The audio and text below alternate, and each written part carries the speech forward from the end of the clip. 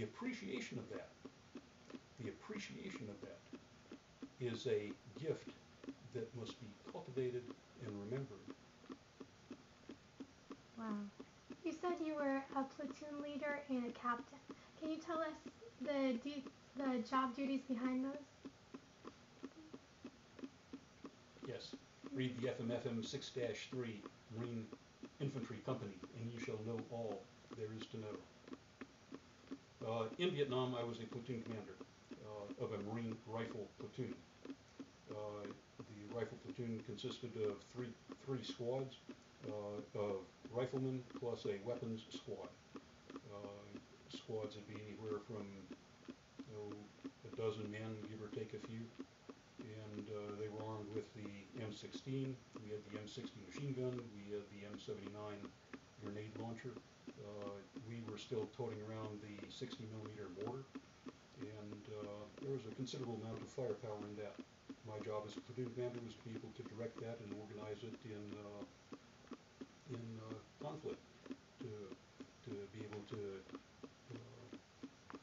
use those tools and other tools at my disposal, like calling in airstrike or artillery, so as to best accomplish whatever mission happened to be ours at the time, namely to engage the bad guys and blow them away.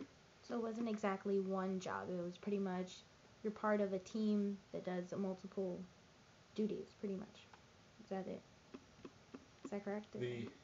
The all of my time as a platoon commander was spent just south of Da Nang, Quang Nam Province, Republic of Vietnam.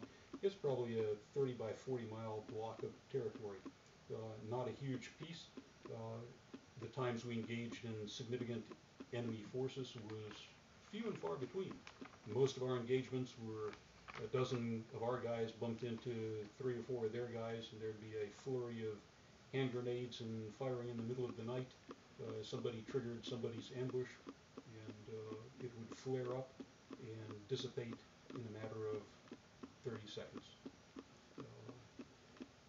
Likewise, there was a lot of mine activity in that area, and indeed it was very specific to areas. For instance, if you were talking the island of Venice might be an appropriate place for a platoon of 60 people to handle. And you could pretty much know that anytime you're set up in the downtown Venice area, and imagine that space, but not a built-up area, just open ground, rice paddies, and such, with an occasional village or hamlet. But if your base was in downtown Venice, you could pretty much know that if you went anywhere along the beach from the main beach going north to the jetty, that was mine country. Likewise, if you went anywhere in the block that contains the Triangle Inn and the library, that was mine country. But you wouldn't get shot at. But if you went anywhere south of Casperson's, then you would get shot at. But there were no mines down there. It was very, for my area, it was very well identified what was what. Were you ever injured? Only in my heart, when my sweetheart wound up getting her flippin' ear infection. So you were never injured? I was not a casualty, no. No? Did you ever think that on your way to the Vietnam War that there would be a possibility that you would get injured? Did you have that fear in you at any moment? No, I had a lot of fear, but it was a fear of, if you've seen those that played Alan Shepard in The Right Stuff, as he's sitting in the Mercury missile ready to lift off into space, he says, "Oh Lord, don't let me screw up." The fear of failing so people would look at me and say, "Gosh, Tom Dremel, he's a real idiot," was always a constant concern. There were 1 or 2 times where, I said, this does not feel good here. But generally, I was busy and well occupied and very concerned about not looking like an idiot, so that morbid concerns along those lines were not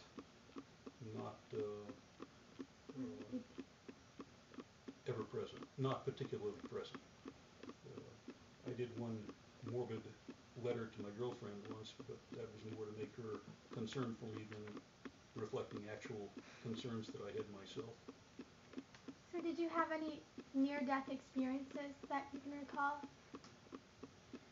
There was once we were in a blocking position, and I got a call from my company commander saying, keep an eye on the tree line that's in front of you, because the gents from the other battalion are going to be pushing through that tree line, and there's no telling what they will chase out in your direction. So I said to my squad leaders, I had them on radio, and I said, hey guys, keep an eye on the tree line, because there's no telling what can come out of there. And suddenly there was a tremendous barrage of bullets singing through the air, and it was reaching a crescendo, and I said to the squad leaders, keep an eye out there, and I could see my squad leader, who was maybe 30 feet in front of me, and one of them, and he was curled up in a small ball. He had reduced his aggregate size to approximately that of a basketball, and he had taken that entire body mass and somehow wedged it up inside his helmet. So all I could see was the boots coming out of his helmet. And he was scrunched up behind a log and trying to make himself look even smaller than he was. And he's, yes sir, we got a good eye on this tree line. And I could see the guy couldn't see anything. He was trying to make like a rock. And I turned to my radio operator and I said, Cook, I said, we have to go out there and kick them into attention, because they're not paying attention and they're going to get overrun by whatever comes out of the tree line. And Cook looked out there and he looked at me and he said, sir, because this was the platoon I had taken over from a fellow that got dinged, and the man had gotten dinged under circumstances not too different from this. So Cook looked at me and he looked out there and he looked at me and said, sir, you don't want to go out there. And had I been newer in country, I would have said, well, Cook, if you haven't got the nerve to go out there, give me that radio, because I'm going out there. Lieutenants do things like this. That's leadership. But I had been there quite a while at that point in time, and I looked out there and I could see little puffs of dirt ticking up in the dirt when bullets were flying. And I looked at Cook and I looked back out there and I said, you know, Cook, you're right. I don't want to go out there. And that was probably the best decision that I ever made in my entire life, and also the one that I owe Mr. Cook a great deal for. So what did you think of the officers and your fellow soldiers? Were you close to them since you were a I was a platoon commander. Platoon commander? I would not call that a particularly high rank, although I had some 60 troops under me. Sure, there is an attachment, both emotional and both that and responsible. Indeed, there was a young gentleman who was killed as a result of my misstep.